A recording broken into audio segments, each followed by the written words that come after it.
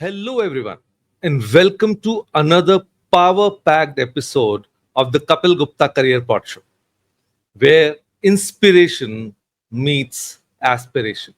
And I'm your host, Kapeel Gupta.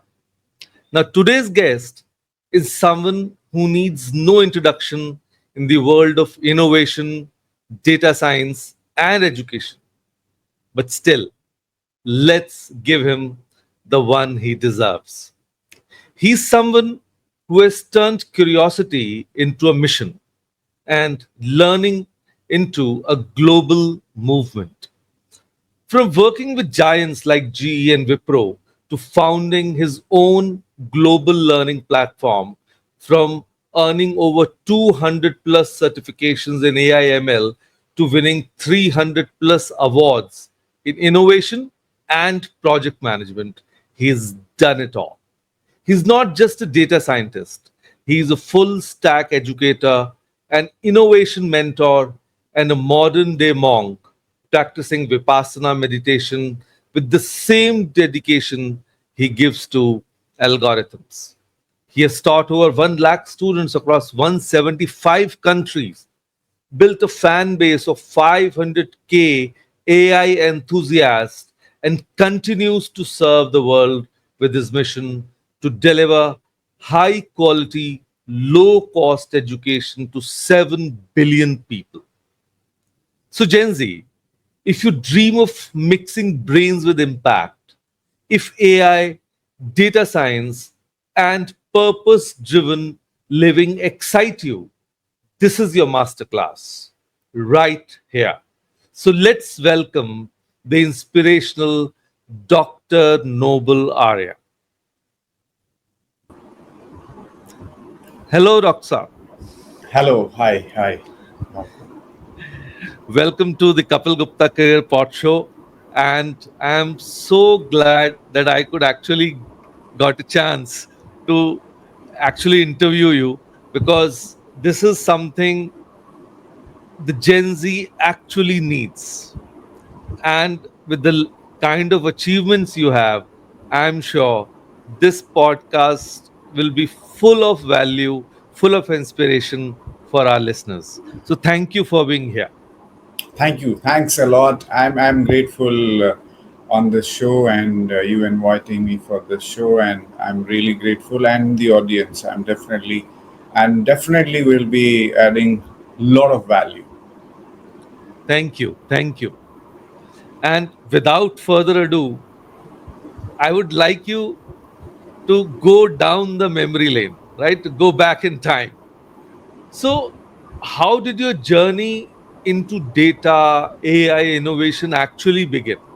Because we feel as if it's a new concept, but you have already achieved so much in this field. So, if I ask you, were you always this curious as a child? Yes. Actually, what AI is doing today, or technology, I used to visualize when I was in fifth or fourth standard. But my teachers couldn't understand my natural intelligence. We all have natural intelligence, and Right, natural intelligence is billions of years of evolution happened in humankind, and that information is inside our genes. In through the culture, the country we are living in, we had saints, sages, scientists, and we have come from very long evolution, and so curiosity was there. And what was the actually, I faced a lot of challenges, but what was important point was that I used to reflect um, on my moves in life, like that what should I do, how can I improve myself little bit every day. And I remember when I wrote my first sentence in English, I was so happy that I can think in English, and I can it's not about English, it's about like uh, wanted to learn something, and then I started thinking in that, and that I used to visualize So I give one example. I used to think like if we can have houses like who can move from one city to other city around third or fourth standard. I used to think like that. That and later I came to know that they have like people have designed caravans or houses Right. on the wheels. And I used to think technology, what IoT is going to do now, while you can control the entire house using technology. Even if you are in America, you have house in India, you can control each and everything, which will be the reality in the future. I used to visualize such things in my around fourth or fifth standard around. Wow. This is actually amazing because students are curious. Obviously, we say when students or kids imagine, there's no logic behind it. It is Yeah, no pure logic, imagination, right? pure. It's pure imagination. And And when they, Einstein says the highest research is imagination. right, so right, so right. So, but you have worked with GE, Wipro in so high impact roles. But then, what key lessons from the corporate world helped you shape this noble transformation hub? Yeah, actually, from beginning again, I faced challenges like uh, I had learning disability. Why? Because I had natural intelligence. I was brimming with ideas, imagination, curiosity. But the thing was that I cannot express my knowledge and the insights and the observations I used to do very deeply. I will observe life evolving. I'll see leaves growing. I'll see they're not same. I see flowers. I see animals. I see change happening, agility. I see knowledge everywhere, but I was not having language to express it. Then I worked on it. I worked for 1 or 2 years. I deeply went into that, and because of that, I got a job, and I gave around 30 interviews for my first job, and I worked for 6 months completely to prepare myself for the job, and I was lucky. I got into Fortune 500 company, and there, but the curiosity to know like education, what it is, because I was not satisfied with the kind of education we have, whether it is government, private, or the way people perceive it. So, though I knew the definition of education was a modification of behaviors, but that education helps us to modify our behaviors. It helps, but then I'll see there huge gap between what is being taught and what is being applied, and there are a lot of loopholes and gap. So there is a huge gap between applied education theory and application, and that was with me that I wanted to do something for this because I faced such challenges from the beginning. I was naturally intelligent. I used to give 200%, but I used to get very less marks. And then I started improving myself, and then that made me like continuous. I became lifelong learner. Now people say lifelong learner, but I became lifelong learner at that point of time, and that is why that then I said that let me create a platform wherein I can educate people, because education should not be painful. It should be fun. It should be engaging. It should be simple. It should be and then I started doing holistic research, how world class universities and institutes and best people who are the best teachers in the world, how they teach. So I started doing that research and simplifying the concepts. And this is how Noble Translation Hub was born. Wow. And I will fully agree with you कि the gaps in education still exists, right? We have always talked about that knowledge is the key, but to move forward in our country, you need marks, Right. right? Because that is the only parameter with which you can actually move forward. And what I read about nowadays that the world is actually moving towards degree-less education. True. That if you have the knowledge, if you have the right skill, then you can get that knowledge will make you employable. So, am I Right. right on that? Right. So, Hmm. so we used to say earlier, knowledge is power, but knowledge is not power. So I am going to challenge that status quo. Knowledge is not power. Actually, applied knowledge is power. So Right, if you know the gap between application of knowledge and you know how to apply it, and you have deep conceptual clarity in your knowledge, then and only you are going to apply it properly. So right, earlier we used to think that theory is knowledge. Then there came a stage around 90s or 20s. We started thinking, oh no no, we it should be applied.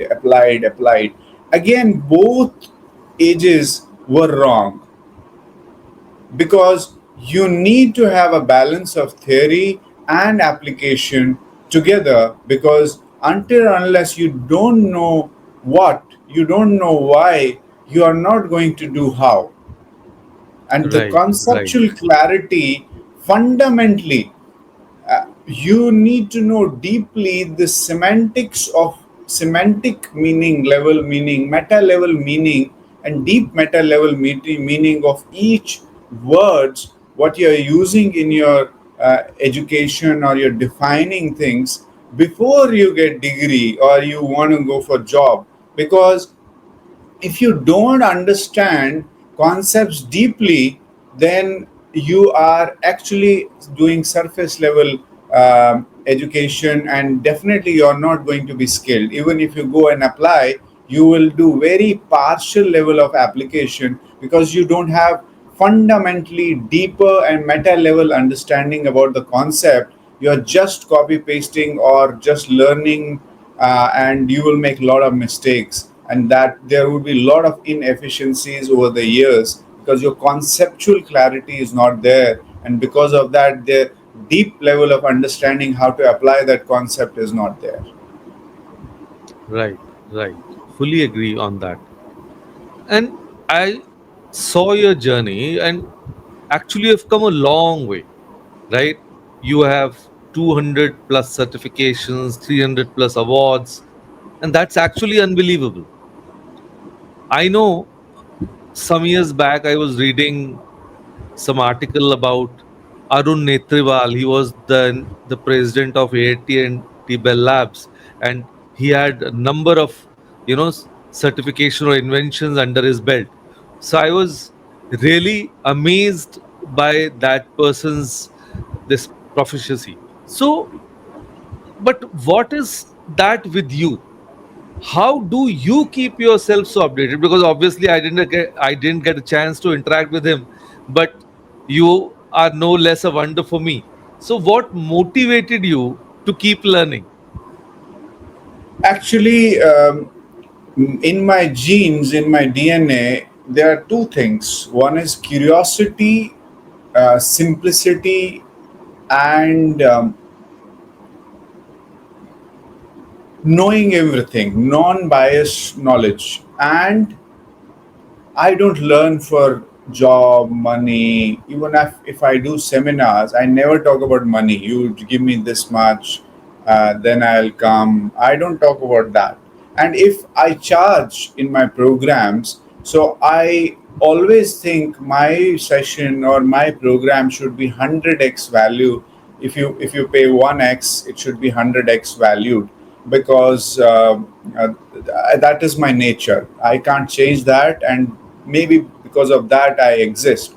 And that is how I know myself. That is my nature. And uh, uh, it is from beginning. Whatever work I do, work I do, it's like I am doing puja, I am doing worship to the god. I am worshiping the god, whether I study, whether I work for any company, whether I work for myself, whether I help anybody. So I am 100% into that. So I take it as a worship, and that all these awards and certification, everything is a byproduct. Right. And so, using that knowledge, in fact, you learned it and you applied it, and you are actually now sharing that knowledge with others. So, you have trained 100,000 plus students globally. And obviously, it has been a long journey. So, if I may ask you, what changes do you see in the way young people approach AI and innovation today? What changes? Because over the years, like obviously 100,000 plus is a huge number. So, what is that progression you have seen in the students? Actually, students, we have different students. The main thing is when I was a student, so I'll compare, I do correlation with that. So the thing was, I was curious, my numbers were less, the marks were less, I had natural intelligence. Likewise, I see intelligence is there, but it is unlocked, like it is locked intelligence, which teachers need to unlock the intelligence. And we all have intelligence and natural intelligence in us. It is just that we need to have facilitators who can guide those students, and they are very intelligent, they are genius. But I think they need to be hand holded, guided, pushed, sometimes pushed, motivated, and they need to have world class vision, values, mission, and which will drive them, and mentors and guides who can drive them. And we have 49% data scientists and AI right now, specialists who are working in the industry, but they are not effective data scientists or AI researchers right now, 49%. And 97 million new openings till 2030 will be there, but will not have effective data scientists and researchers, because uh, actually people just think learning for job or learning for money, but they don't think that it is as a karma, as an worship, as Krishna ji says in Gita ji, that um, you don't worry about the fruits, you just do your karma. But we, I think, have not understood that and not applied even that verse in our lives, that whatever we do, we give 1,000% to it, and irrespective of what we get back, we are always calculating the returns of our efforts, and then we are into that calculation only. We don't focus at the excellence. That is the problem. But potential is there, but it is not unlocked, or we don't have mentors or a system or a education policy, or even parents don't know, even students don't know what should they do. And when I mentor students, so my first thing is that I ask them to have crazy goals, crazy mission, which will serve humanity, have values, right values, and keep working today. Whatever you are working on, have a 50 years, 40 years mission and vision, and then keep working towards it. Whatever AI comes or intelligence comes, it will not do anything to you because you are working on a mission. So even it will help you to progress. So you don't need to worry about whether you have a job or not. You work for excellence.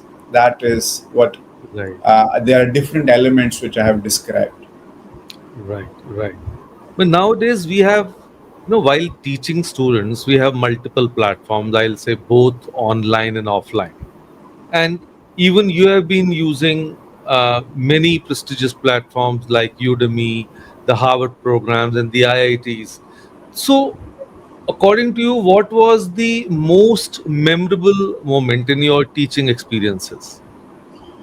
Actually, I was reborn when I started. I did all the certifications, and one day I asked my friend in Wipro Technology I was working. So I asked him, I want to understand the world.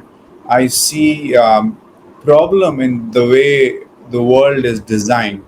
So I asked him, I want to understand the design of the world, and he said, "What do you want to do?" I said, "I want to become a monk, and then I will understand for 2 3 years, and then I'll come and serve." So in that direction. So once I understand. So he said, "Why you want to do that? You just start Vipassana and you." So at that time, when I did my first course, it was very harsh, and it was 50 degrees Celsius and single brick wall, and there's a lot of heat, lot of sweat, lot of, and I'm not able to sleep. Uh, Outer side I was very discomfortable, but inside I was happy that I have found the path of righteousness, truth, and which I was searching. And that day I was actually reborn. It took me 3 years to understand. So I went to a level of shivatva, shiv, level of, like, you reach to a level of zero, wherein you think that I know one thing, that I know nothing. And I think that is the beginning of actual knowledge. Once you So that day I was satisfied that yes, this is actually the knowledge, that when I know one thing and I know nothing, and everything is like every day, every moment is a new moment. I have to have a new, like, childlike approach to learn it every day till I die. So that was a breakthrough in my life. and and I think we all need to reach to that level of, you call it Shivatva, or you call it zero, level of nothingness, when you don't think, but universe manifests its plan to you, and you get intuition from the universe that you have to do this each day. And you don't need motivation, you don't need somebody telling you you do this, and you don't need, you see life manifesting to you, and you keep moving towards that. It's like magnetic force attracting you towards that. And you need to be pure. That's why I said values, right mission, right vision. That will definitely attract you. Wow. So, this is actually amazing listening to you because, on one hand, you are a mentor in a technology that is currently trending, the AI and ML, right? And you have been Right. teaching students. On the other hand, you go back to Shivatva, Krishna consciousness, Vipassana meditation. And I have seen many a times when the current lot of students in India, when we talk about all this age old practices, they don't actually accept it or agree to it. They feel that it does not have a scientific element to it, right? So, kind of, I've seen many a times that this generation turns into a theist. So, but you are one person who is practicing and teaching Vipassana meditation. And according to you, what role then does self awareness or practices like these actually play their role in achieving the professional success? And how has it influenced your journey? So, what do you have to say to the current generation, this Gen Z, that how do you actually merge the two? How do you do that? So actually, we have three level of intelligence. One is in our gurukuls we were taught actually to vidya. Vidya means self knowledge, knowing self, and shiksha means skills, and then there is you need to be whatever whatever you become, doctor or engineer or something, whatever. So that is your profession. But now everything begins with karma actually. So karma is like, you asked me that first is the realization. So when you get connected with universe, all all the prophets, uh, all the people who were on the truth, you see the pattern, same pattern. You see the same pattern in Krishna ji, you see same pattern in Ram ji, you see same pattern in Jesus Christ. You see, they were not selfish. They never lived for themselves. So then, when I call myself as a devotee, I need to have those values. Otherwise, there's no need to call X, Y, or Z. We need to have those values and we need to practice. So then I see all the religion practice is Vipassana. If you see all religions and you practice Vipassana, you are actually practicing all the religions, because all religion teaches you, they teach you morality, they teach you be good human being, they teach you how not, don't do good bad to others, do good to others, don't think bad, always do good, always think good, have greater vision. uh, in tough times, don't make mistakes, and always have faith in God. If you see any religion, and when I practice Vipassana, one is I become clear. I become, my clarity is there. I clean myself and I practice the values, and that makes me applied religious person. One is, your name is this, then they will, or somebody will say, oh, this person may be belonging to practicing this and that.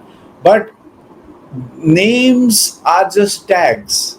Somebody has XYZ name and somebody belongs to here and there. But actually, is he considering everybody as his brothers, and every female as a sister and mother and father, everyone? That's what, when we talk about Sanatan is considering every human being, every being as one family, a global family. But do we practice that? One is I say, the other thing is, do I actually believe? One is I say, I discuss, I talk, but then do I genuinely believe? These two things are very different. So when I actually or genuinely believe, there is no conflict. Right, They right, in my communication or interaction with the world, there won't be any conflict, because I have become Shivatva. That is what is Shivat. He has snake here, and then he's not afraid of even snake. That's symbolic, right? Because he has a communion with the snake, or all the beings of the universe. That's what is the representation. So then there is no conflict. Meaning, the why Shiva has a snake here is that, even if people consider snake as enemy, but that enemy is also here, because you have reached to a level of consciousness that even snake is not going to harm you, because you have a communion with the snake. So the thing is that we, whether it is religion, whether it is education, or whether it is understanding of the world, we are actually scratching at the surface. We don't have deeper levels of understanding, and we are not practicing whatever religion we belong to. Whatever religion we actually, one practice is not physical activity, going to temple, going to here, there, and having such kind of presence. That is 1%. Actually, is genuinely, do you believe and practice those values, what the prophets and the people you follow, the God, the gods who gave the message, and the mentors and the prophets who gave the message, do you genuinely follow that? And you practice that day in, day out, while you sleep, while you eat, while you sit, while you walk, while you talk. And then karma yoga will happen. When you are always like, God is there, He's watching my karma. So Krishna ji is there, Ram ji is there, He's watching my karma. So I should not even think, not have sensations at that level. And my karma yoga, whatever I do, whatever I raise my hand, it is also karma yoga. Whatever I think inside. So when I believe in 100%, then whatever I touch, it becomes gold. Then Right. there is no afraid of AI, ML, or AI taking over, because you are above all, and the consciousness. Then you will have a consciousness and awareness, which it doesn't need to be verified. We are not here to prove this theorem of whether this religion is right or not, whether when you see those patterns at a deeper level, okay, and then you feel that and you have that consciousness. And I'll just give a forecast: in next 100 years, consciousness will be religion. And if we don't have two qualities, one is, which already Sanatan has said, but I see rarely few people who practice that genuinely. One is considering the entire universe as one family, not as globe. Entire universe as one family, and caring like you care for your family. Second is having highest levels of consciousness and self-awareness. If we don't have, then I forecast that human beings will not remain human beings, they will become robots ultimately. Because even if you have body, you will be controlled by metrics. We are already controlled by governments and laws, this that. So you are not actually controlled by consciousness. Once you raise consciousness to a level, you don't need laws. You are already disciplined. You don't need controls. You will never do any harm to any being. So then we don't need laws, all these things. We only need it because we have limitations. We are not that good, and we need to have that. If we don't have, then humanity will die in next 100 years. That's my prediction, sir. Okay. Definitely. Let's see what will happen. But because AI is booming, I think there is not a person on planet who has not heard about it. And I would say there's more like a bittersweet relationship with it. There are people, on one hand, I would say we want to learn it. On the other hand, we are even afraid of it because we feel it might take away our jobs, right? And somehow, like once when computers were introduced in our country, and then it penetrated to in almost all fields. Now we cannot think of an area where computers are not being used. Similarly is the case with AI, right? A person with a technical background or with a non-technical background will somehow be actually using it. So as a mentor, as a trainer, what skills do you think every student must learn today? And what emerging trends or technologies do you believe will shape the future of these fields? Because no doubt every student aspires to be a successful professional, right? And if there are bottlenecks, it is leading to frustration. So, what can be the real knowledge for these youngsters? Yeah. So I think first of all we need to be non-biased towards knowledge. So I've studied many subjects to understand the holisticness of education, and I believe in systems design. So I did breadth for search. I studied economics. I studied accounting. I studied business management. I studied science, medical, non-medical, studied mathematics, studied physics, Wow. chemistry, all those stuff. So fundamentally, I've understood and know the basic concepts of them. And then I understood the anthropology. I studied many religion, and I studied Sam Veda and Natya Shastra, the creative side of it, the analytical side of it. And what I would suggest is you be a great non-biased researcher in life. That would be a fundamental thing. Whether there will be AI or not, you will be always ahead. These are fundamental things. And even if there would be AI, you will create something greater discovery, something great new invention, something new. You will do that. And in India, especially, we were researchers, and our GDP was 27%. And Right. we were never meant for jobs. Jobs few people will do, but everybody in India was an entrepreneur. In If you see in 1600, our GDP was, and then we did not cope up because we did not had research, education and research centers and people like nobody was guiding them. And then when we were colonized, our GDP went to minus 5, and we are struggling around 5 to 6 right now. It is because of now we don't have a researched country. We are not. So if you see uh, uh, the world, people who are ruling the world are Jewish people, and they get the maximum Nobel prizes because they are deeply researched. They do deep research, and that is what is required for, I'll say, India. If you want to become world class country and serve the world, I think each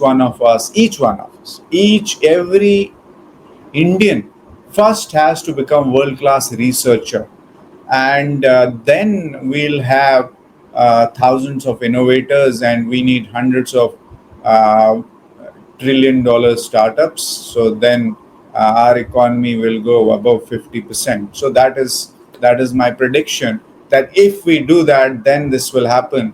If we don't do that, then if we keep doing whatever we are doing, so we'll go to 10 or maximum 12, and then because on surface level no innovation comes. You have to do very deep level of research. That is point number Right. one, that where our students, our future generation should focus on. Second is learning technology like AI, ML, quantum computing, continuously learning and upgrading skills. You will fail 100 times, 1,000 times, 1 lakh times. Don't give up.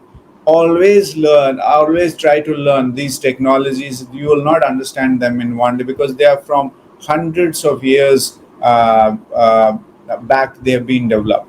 Even when let me talk about AI. When human beings, our ancestors, discovered discovery of fire, when they rubbed two stones and accidentally fire was generated, that was AI at that point of time for human being. He was even afraid of that fire when it was generated, and because of that, we started cooking the food so that if we eat uncooked food, we'll have a lot of diseases in us. At that point of time, this was AI for the human being when he discovered fire. And Right. that fire, if I take example and analogy, that fire still exists in our kitchen, in our houses. We have pipeline of gas and stuff. It is more dangerous than AI if we use it wrongly. We can cook a nice meal to serve somebody and burn somebody with this fire. So same Right. way AI can be used both positive and negative. So when we have a consciousness and serving the world vision and right values, ethics, mission, vision to serve the world, we'll definitely use AI for good. That is point number one. Right. Then then the technologies which will come in the future. But then there would be another side, that if we don't have these, then it will go against, it will burn us and it will burn others. And so we need to know the ethics of it, technologies. We need to keep learning. First of all, like oxygen, we need to be deep researchers. Second, keep learning these technologies, and always learn for karma. Always learn that you are going to serve. This is not, this is just, I want to pray. Like you are doing puja, you are doing, you are praying to the god. You are just, you're doing righteousness, and you need to actually believe that once you have that intention that you're learning something and you want to serve, then definitely it is going to help humanity to serve only, because your intentions are pure. Right, right. So basically, when we innovate, we must also learn how to use that mindfully, right? That innovation. So that is what the good energy and the bad energy is all about, right? Yes. And you've also worked on value innovations and basically trained education, I would say. Hmm. So, how important is innovation in the Indian education system right now?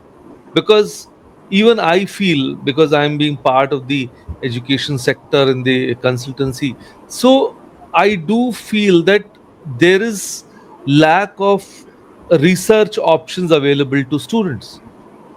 So, what do you think about it? I think from the beginning, from primary school, we need to start teaching our students about research, because this is oxygen, I'll say.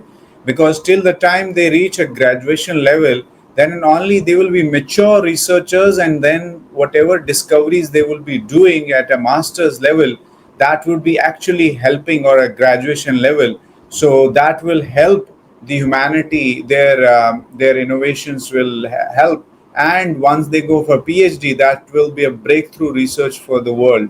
Because what we keep doing is, we just wait till the PhD, and in PhD they just learn about the research, and then they stop. They got doctor dot, and dot is the stop. No need to learn, and you know everything, and that becomes a big ego. But that is, dot is the beginning. I will say that you've gone to ground zero. You need to become Shiva, zero, Shivatva. You need to go to ground zero, saying that I need to do thousands of innovations and become a deep researcher.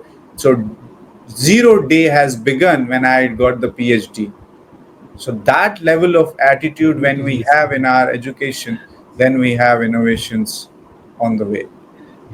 Yeah, beautifully said. And what advice would you give to teenagers who want to pursue a career in AI and ML but actually feel overwhelmed or lost? Or how can young learners effectively navigate the vast resources available online to build their expertise in this field in data science? Yes. So I'll say keep things simple. Simplicity is the actual sophistication. With that, Steve Jobs built 2.327 billion trillion dollar company called Apple. And simplicity, keep things simple, keep concepts very simple, but go very deep into that and learn how to apply them. That is one thing. And how you do anything, you do everything. So have excellence in your actions and keep improving each day. If you improve 1% a day, 365 days, you are a totally complete changed person. And keep changing and improving, because life is changing. So keep improving your skills and learning, and be agile, and keep learning. Be non-biased to knowledge, I'll say, because when you're non-biased to knowledge, whatever is the future, you keep learning to advance proactively, so that when that skill is required, you are there to solve that problem. And Yeah. AI, ML, and data science, keep things simple. So learn the computer science, mathematics very deeply. Learn the algorithms very deeply. then learn the concepts very deeply, and learn them to build projects and make innovations through AI ML, and build something great and solve the real world problems with those algorithms and the concepts and the things, and learn to design problem statements deeply, then learn to collect data, clean data, do EDA, exploratory data analysis, pre-processing, then build models, know how to use the models, and then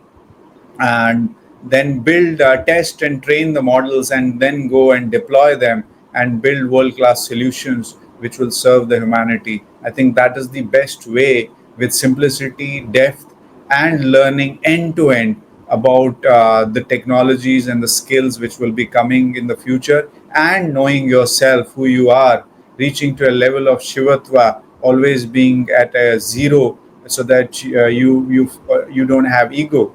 When you are at shivatva, your ego is zero, and once ego is zero, your learning is always growing, you're always humble, you're always innovating, you're always there for others. And definitely when you create a lot of restaurants of food, so you are never hungry. So we are always, ego tells us that lesser consciousness, this is the lowest level of consciousness, insecurity, AI is going to take over, this is going to happen, he will take my property, this, that. Never have such insecurities, because when you have such insecurities, you become that kind of person. So whatever you focus on, that grows. So always have a greater vision, work for it, and keep learning continuously. Don't have to worry. Focus and attention is another greatest asset, not money, buildings, and money you have. Even if you have billions of dollars, your focus and attention is not there. So what will happen is you lose everything in one day. If you have focus and attention, and you know yourself, you have consciousness, you are genuinely considering the whole universe as one family, then you don't have to worry. There is no worry. There is, you are ultimately connected to the universal consciousness, and you don't have to worry. Universe is there to help you in any situation.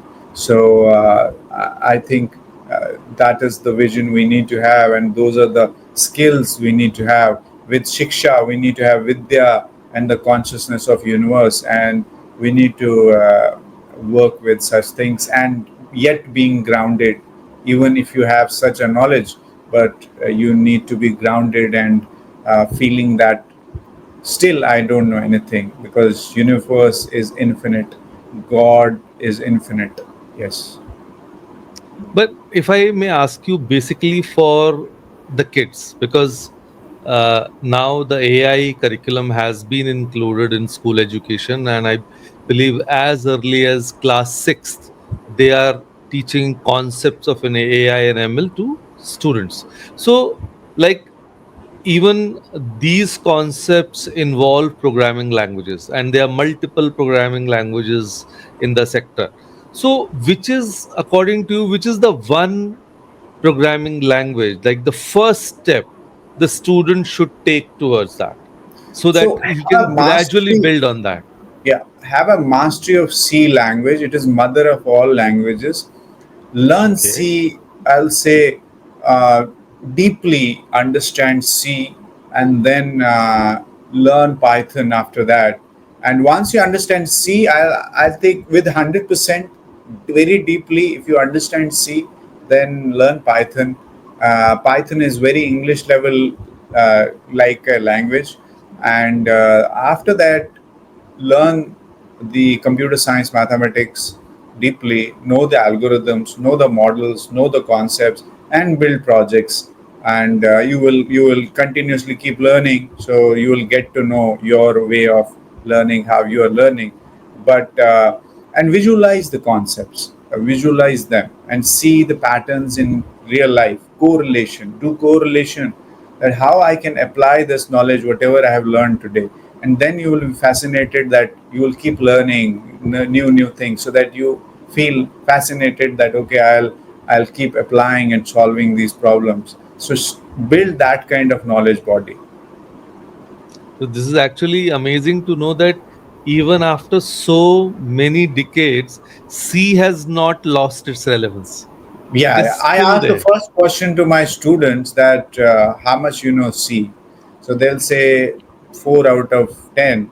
I'll say learn C properly because see that is because I will not ask you learn this, but see if you know. I think you can learn any language. Very, that's a cup of tea. Learning other languages is a cup of tea. Main thing is learning C. That's Okay. mother of all Okay. languages. Okay. So I'm actually loving this conversation, but yes, we have time constraints. So coming to the towards the end of this podcast, one last one for you. That what's next for Dr. Noble Arya? Or what is your vision for Noble Transformation Hub in the next decade? Or let's say, So, if I want to put it, how do you plan to continue inspiring and empowering the future generations? so my vision is to make India a world-class research country, and then let us serve the world, and not to show off that Indians are great, but uh, because we are doing karma yoga.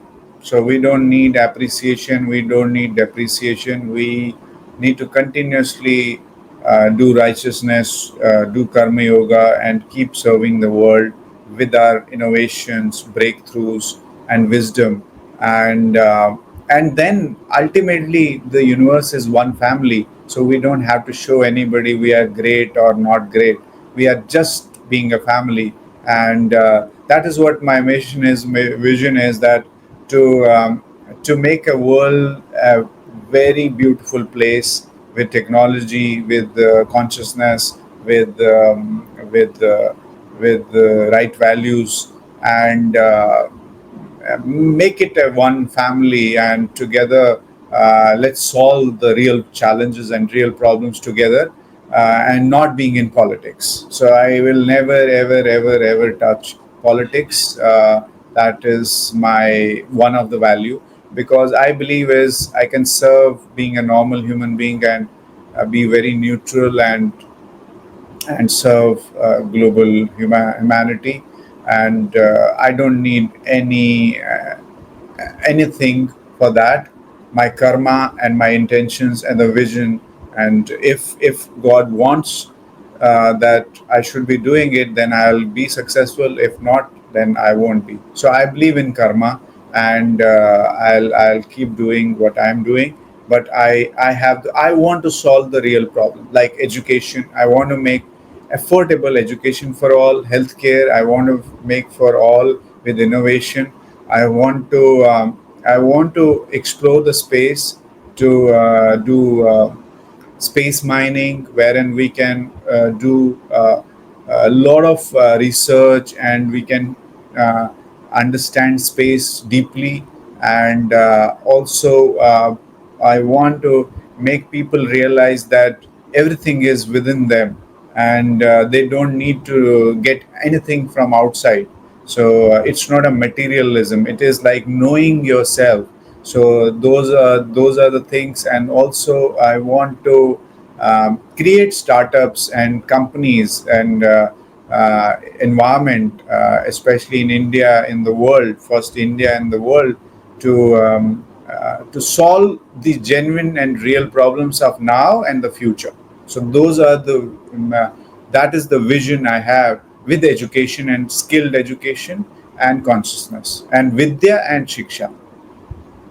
Wow, these are really the big ones. And while talking to you, I'm saying that we are approaching the end of the podcast, but listening to you, more and more questions are coming to my mind, right? So Critical I thinking. actually want to stop that. But yes, because my listeners are mainly, the Gen Z, right? So, as a last one, it is for both technical and non-technical. Like one might be in the IT sector, or the other one might be an economics graduate, right? So, to be the world class researcher, what are the three steps, three most essential steps that these people should actually take so that they are on the right path? So I'll say that first is to have a greatest vision in your life. Your worth is measured by the vision you have, the values you have, the mission you have in life. That is the one thing. Second is then striving for that mission to get accomplished. Only dreaming is not going to help you. You need to make efforts. You need to have sleepless nights. You'll go through a lot of challenges, but you need to keep dreaming, keep improving, keep moving towards it. And then you need to keep learning the skills and knowing continuously yourself. And knowing self is actually helping a lot, 99%. And then you keep improving and reflecting on how you're going to improve. And continuously, once you do that, and like when you know yourself and you keep improving each day, so then it's a never ending journey actually. So continuous motivation, but your vision, mission and values will actually keep you grounded and on the path. But for that, yeah, so along with that you need to be a deep researcher. So for that you need to have these set of values first. And because research is a lot of people will not do research because they think, oh, it is only for PhD, so or it is only for scientists. So I will say that Edison did not go to school. He just went 3 months to school, but he had 1,000 innovations, more than 1,000 innovations on his name. And that was the first company, like GE was the first company I entered for me. And we have some similarities, like that I was also, luckily, I got into his company. So that means that if you are a researcher and if you are not even gone to school, still you can innovate so much that your generations will not be hungry and you will solve a lot of problems. That is the power of research. But it is like the three elements which you asked me, the question is that curiosity, continuous passion for innovation, and solving problems. Because when it comes solving problem, we actually do research to solve problems. Because our 50% our research begins, actually is completed when we design a problem statement. So problem statement is 50% PhD done. So when we learn that and we are deep problem solvers, and this is one aspect. And then mission, vision, values, and knowing self, and continuously working and improving yourself on the research, on self, on skills, and the whatever work we are doing. So that will make a holistic personality. And like we eat food. So I'll say, if somebody wants to have a greater life, the way you eat food, you need to do research. The way you eat food, you need to know yourself. The way you eat food, you need to have vision. The way you eat food, you need to have mission. The way you eat food, you need to have values. The way you eat food, you need to have something, some purpose with which you will fit your mission, vision, values, research, innovation, and solve problems. And ultimately, we are problem solvers. Whether I am into education, or you are into education, or somebody is designing a product, or somebody is from IIT, somebody is from design school, everybody, IS officer, everybody is solving problems. So when we become deep researchers with such values, and with karma yoga intention, that this is I am doing puja, I am praying the god with my actions. So then I think it really impacts, and it creates the ripple effect, and then world is a great place. You are right, but don't you think this is exactly the dilemma the students face? Because many a times they know what they want. Because I would say the current Gen Z is much more, you can say, evolved, right? But their dilemma exists how. Instead of what, they are more worried about how. That Because is the there problem. they are looking for, huh. That is the problem. That is the problem, actually. That is what I said. It is when Krishnji asked to Arjunji that, okay, he asked him, you do this action. He said, I can't do it because he sees the present reality. So that was a problem with, like Arjunji, entire Gita. He says, Krishnji says to Arjunji that you do, you, this, he gives the clarity. But in today's generation, there are two, three problems. One is clarity. The other thing is how. They want to know how. They want to know tactics. They don't have patience. The average attention time is 9 seconds. So the thing is that that is a surface level thing. Even they don't know what. When I go to school, universities, and colleges, so when I ask the semantic level of meaning, so that is not there. They have not studied. I used to use dictionary, encyclopedia, reference books. Even I used to buy reference books for textbooks. Like you have textbooks, but I will buy reference book also for that, so that I can go deeper and understand concept at a deeper level. I'll buy dictionary for each subject so that I know semantic level of understanding of that meaning, and I know from etymology that from where this word has come, and then I'll drive my inference about that word, that I don't have to remember, because then it is there. It's there in Right, front of me. In the question, the answer is 90% answer is there. But the Gen Z has no patience, and they don't have patience. They don't have depth. They just want to know how you are going to fail, because you need to know what deeply. You need to know why deeply. How will happen. So they right, want to do right. shortcut. But Agree. 90% is what and why. How is just 10%. Like earlier generations, they were after what. Now generations are how. You are missing why. So Right, right, why is actually clarity, which if you study Bhagavad Gita, you will see that Krishnji tells to Arjunji why, and that is critical thinking, and our generation is missing critical thinking. right, right. Thank you, Dr.